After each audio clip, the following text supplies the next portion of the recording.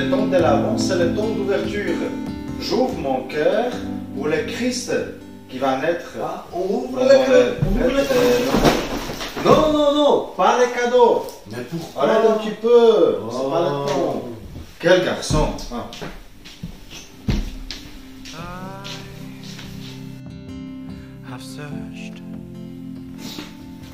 Quoi? Qu'est-ce que tu dis? Il ne faut pas broncher? Quoi? Mais pourquoi on va essayer, hein? Non?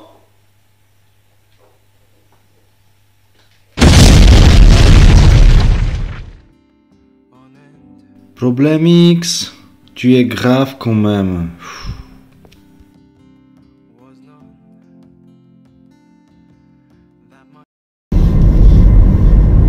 Et alors? Sur l'ouverture. Alors, on peut le voir de plusieurs façons, l'ouverture vis-à-vis de choses qu'on ne connaît pas du tout, ou alors aussi mettre un peu de côté des différends qu'on peut avoir avec des amis, en famille, pour se retrouver.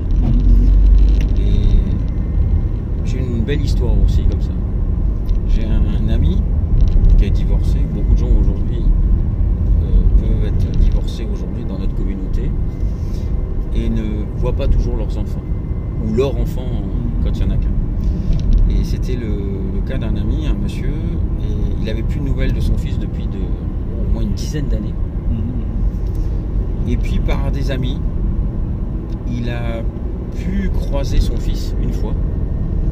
Et pour Noël, ils ont essayé de mettre de côté les différends qu'il pouvait y avoir, les reproches du fils au papa d'être parti, d'avoir divorcé, les reproches du papa au fils de ne pas donner de nouvelles, ou les dissensions, des choses sur des chemins de vie différents. Et le papa, avec sa nouvelle épouse et ses nouveaux enfants, a accueilli son fils. Il l'a accueilli comme le fils prodigue. Il a ouvert la maison, a préparé la plus belle table, une belle chambre pour l'accueillir chez lui. Et comme il disait, avec ses enfants, c'était le plus beau Noël qu'ils ont vécu parce que tout le monde était ensemble. Il n'y avait personne d'exclu et la famille était à nouveau au complet réunie. C'est beau. Profitons de cette période de Noël pour renouer contact des fois avec des amis ou des membres de la famille desquels on s'est éloigné des fois peut-être pour des futilités ou des différends peu importants.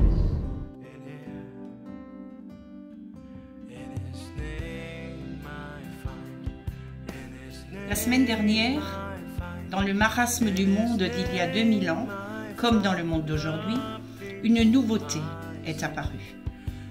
Connectez-vous à Jésus, priez, restez éveillés et vous pourrez tenir face à tout ce qui peut nous déstabiliser. Et aujourd'hui, nous sommes appelés à confirmer notre choix. Si tu veux vraiment entrer dans la nouveauté, tu dois faire des choix. C'est encore Jean-Baptiste qui est notre guide par une parole percutante. L'évangile du deuxième dimanche de l'Avent est un texte important, fondateur sur notre chemin d'Avent. Saint Luc se pose d'abord de façon très solennelle en historien. Ce n'est pas une fable qu'il nous raconte, un de ces contes qui ravit les enfants et qui commence toujours par « il était une fois ». Non. Saint Luc donne des indications historiques très précises. Notre histoire sainte, notre histoire personnelle avec Dieu, s'enracine dans une histoire, une géographie identifiable par tous les hommes, qu'ils soient croyants ou non. En l'an 15 du règne de l'empereur Tibère, Ponce Pilate étant gouverneur de la Judée, et Saint Luc cite alors le nom des gouverneurs, le nom des grands prêtres en place. La parole de Dieu fut adressée dans le désert à Jean, le fils de Zacharie. On ne peut être plus précis et plus juste. C'est là qu'apparaît le dernier des prophètes de l'Ancien Testament, celui qui va ouvrir le Nouveau Testament, la nouvelle page de l'histoire de l'humanité avec Jésus.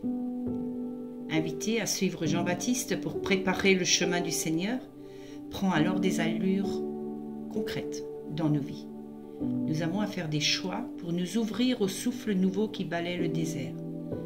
Il nous faut convenir que nous avons des ravins à combler les ravins de l'indifférence, de la passivité de notre quotidien.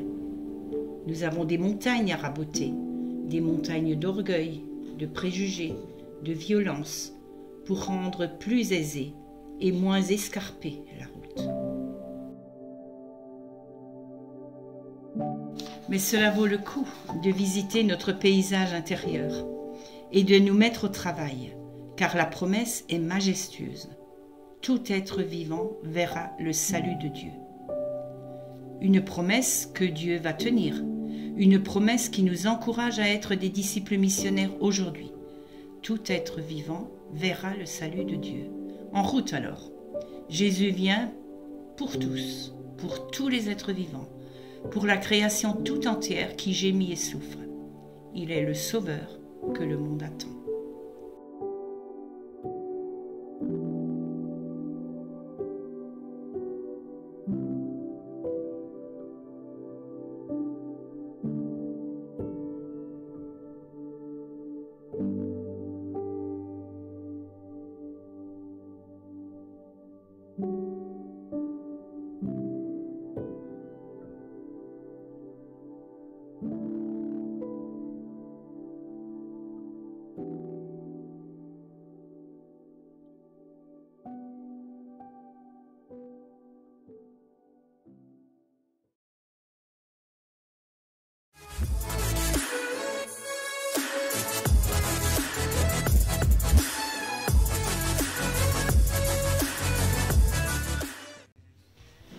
Nicolas et moi, nous sommes allés récolter dans la nature tout ce dont nous avions besoin pour fabriquer notre arbre de Noël.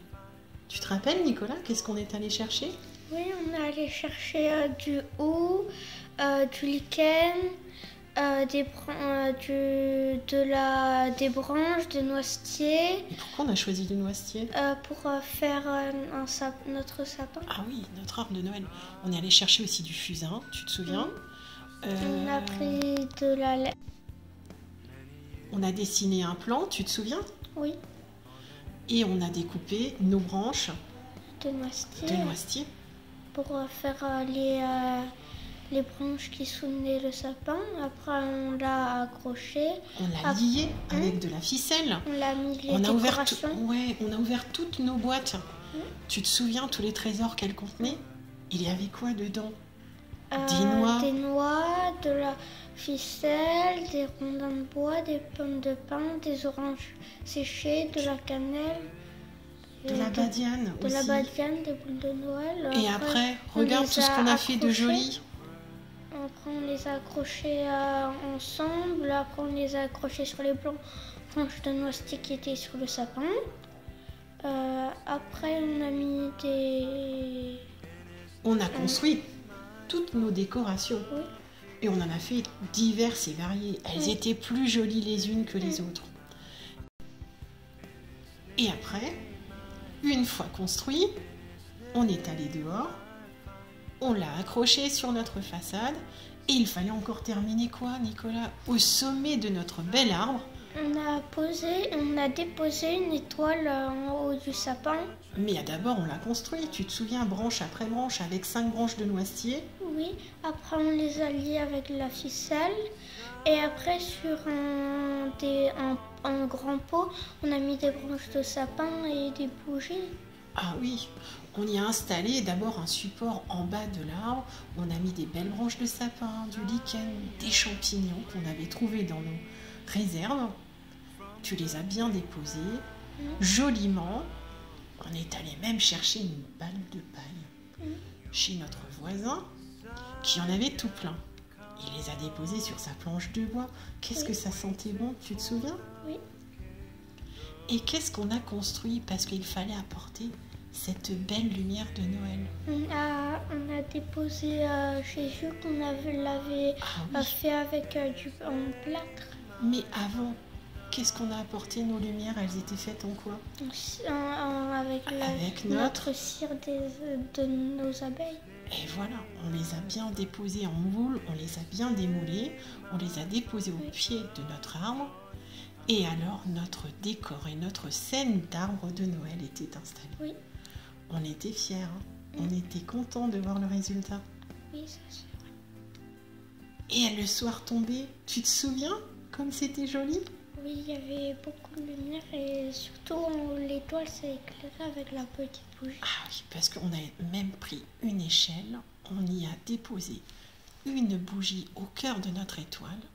Et comme on avait notre Vierge Marie, que notre grand-père avait même fait lui-même, on a été la déposer tout au-dessus pour qu'elle puisse veiller sur notre arbre. Oui. T'étais heureux? Oui.